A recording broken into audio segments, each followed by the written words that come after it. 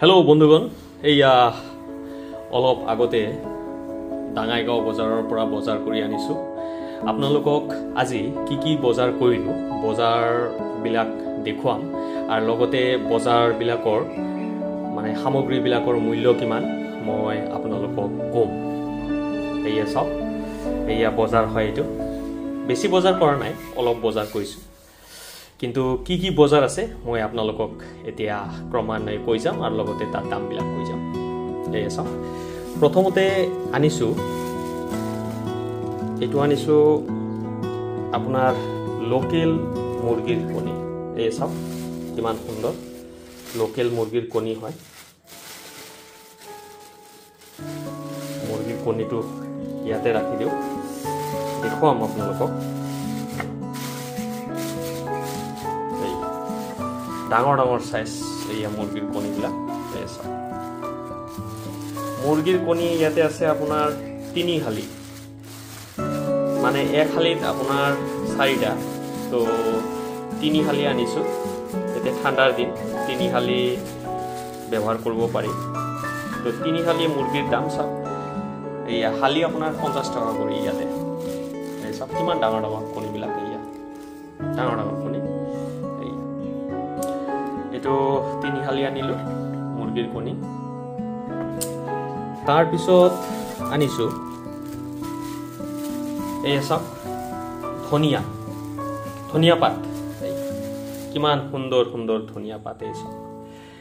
কিন্তু এতিয়া ধনিয়া পাতৰ দাম বাঢ়িছে। এইটো লৈছে আপোনাৰ 20 টকা 10 টকাৰ 50 গ্ৰাম।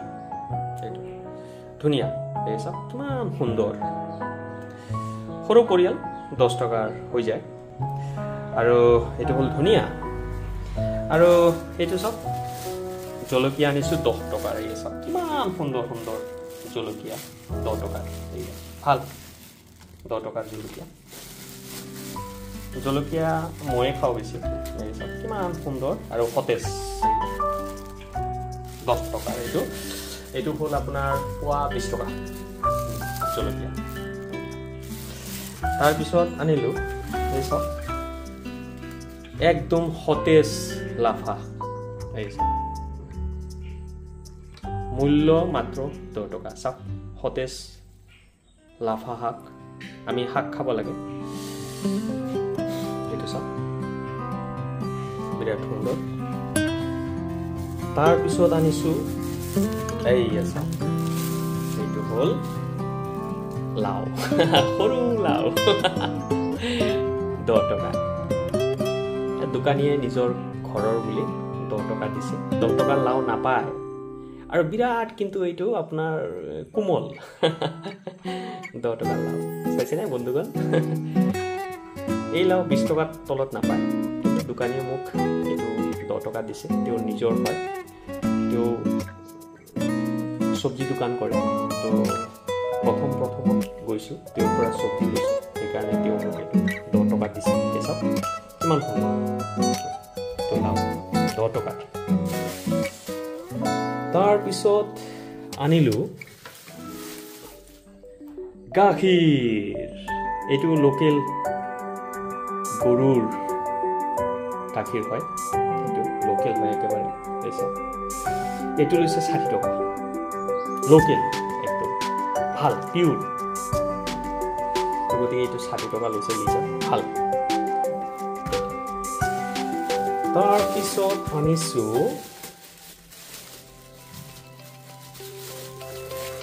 কল। এই আছে কল, ইয়াতে চেনি কল হয়। এই দেখা পাইছে চেনি কল, কিন্তু কলবিলাক বিৰাট সুন্দৰ। এই চাব কল মই দেখুৱাওঁ আপোনালোকক। এই যে কল চাওক কিমান সুন্দৰ কল, কাৰ্বাইড বিহীন কল। এইয়া ইয়াতে কল কেইটা আছে মই গণো, 5টা 8টা, ইয়াতে 8টা আছে। আৰু দেখুৱাও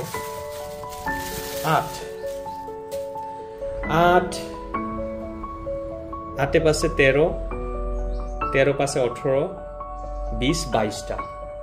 এই বন্ধুগণ এই 22টা কল 40 টকা বিচাৰিছিল দোকানীয়ে মোৰ পৰা তেওঁ যাত্ৰা বুলি মোৰ পৰা 30 টকা লৈছে এই চাওক সুন্দৰ কল ভাল বিৰাট সুন্দৰ কিন্তু পকিছে আৰু কেতিয়া অলপ কেঁচা আছে 2-1 দিনৰ ভিতৰত পকি যাব ভাল কল আৰু আনিছো এই চাওক ৰঙা আলু এটা পুৰণা আলু হয় ৰঙা আলু আপোনাৰ আধা কেজি আনিছো আৰু এইটো নতুন আলু এই দেখা পাইছে নতুন আলু আধা কেজি লৈ আহিছো এইটো 60 টকা কৰি কেজি নতুন আলু এই আছে নতুন আলু 2-3 দিন পিছত কলা পৰি যায় সেইকাৰণে আধা কেজি আনিছো এইটো খাব লাগিব নতুনতে খাব লাগিব আৰু এই যে ৰঙা আলু এইটো 40 টকা কেজি ইয়াতে আধা কেজি আনিছো চাওক এইটো পিছত ব্যৱহাৰ কৰিম এতিয়া আলুৰ দাম অলপ বেছি হৈছে তো আজি এইকেইটা বজাৰ কৰিলো বন্ধুগণ এইটো হ'ল কণী তাৰপিছত ধনিয়া শাক জলকীয়া লাফা শাক তাৰপিছত গাখীৰ 10 টকাৰ লাও আৰু হ'ল কল চেনি কল আৰু ৰঙা আৰু পুৰণি আৰু তো দেখুৱালো বস্তু ক্ৰমান্বয়ে নামবিলাক কৈ গ'লো আপোনালোকৰ ঠাইত বস্তু বাহিনীৰ দাম কিমান জনাব কিন্তু ইয়াতে মই যিটো দামত পাইছোঁ সঠিক দামত পোৱা যেন এইটো বগা আলু নতুন আলু এইটো এনে বেলেগ দোকানত 60 টকা লয় মোৰ পৰা 55 টকা কৰি ৰাখিছে কেজি আধা কেজি আনিছে 30 টকা মিলাই দিছে